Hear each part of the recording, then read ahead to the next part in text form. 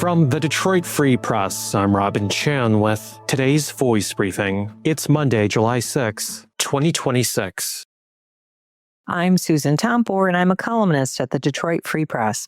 I bet you didn't even notice it, but you're likely seeing a bit more cash in your paycheck. Payroll withholding tables this year began reflecting new changes in the One Big Beautiful Bill, which was signed into law July 4th, 2025. What this means, of course, is that you might expect your tax refund to be slightly smaller next year when you file the 2026 return. That's all things being equal. The average federal income tax refund was $3,276 in 2026. That's based on the latest data the Internal Revenue Service has online. That's up 11.5% or $337 from a year ago. Large tax refunds in the spring put extra cash in consumers' pockets and, according to many economists, gave consumers more cushion to keep spending, even though gas prices had suddenly shot up to nearly $5 a gallon in some parts of Metro Detroit in late April. A word of warning, though. Experts say it is fair to expect that refunds will likely be normalized in 2027 compared to this year. That's because the IRS is adjusting those withholding tables to account for many of the new deductions for certain types of income.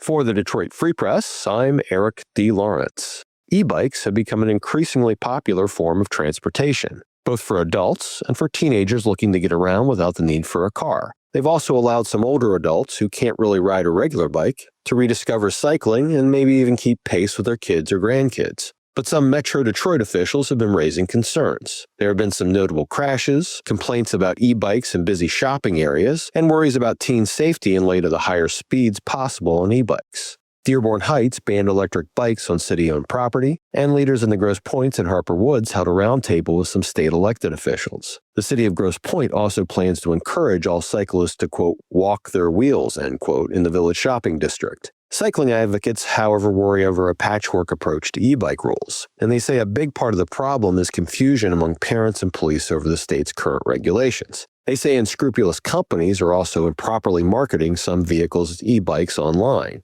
Michigan has 3 classes of e-bikes. The League of Michigan Bicyclists lists them this way. A Class 1 e-bike can be motor-assisted up to 20 miles per hour when pedaling. A Class 2 e-bike can also have a throttle to engage the motor without pedaling, also up to 20 miles per hour. A Class 3 e-bike can be motor-assisted up to 28 miles per hour when pedaling, and you have to be at least 14 years old to operate a Class 3 e-bike. All e-bikes also have to have operable pedals and a seat or saddle and an electric motor of 750 watts or less. Cycling advocates say addressing vehicles that fall outside the 3 classes is the real issue, and it should happen at the state level. Find more from the Detroit Free Press on freep.com. That's FREEP.com. Thank you for listening, and you'll hear more from us tomorrow.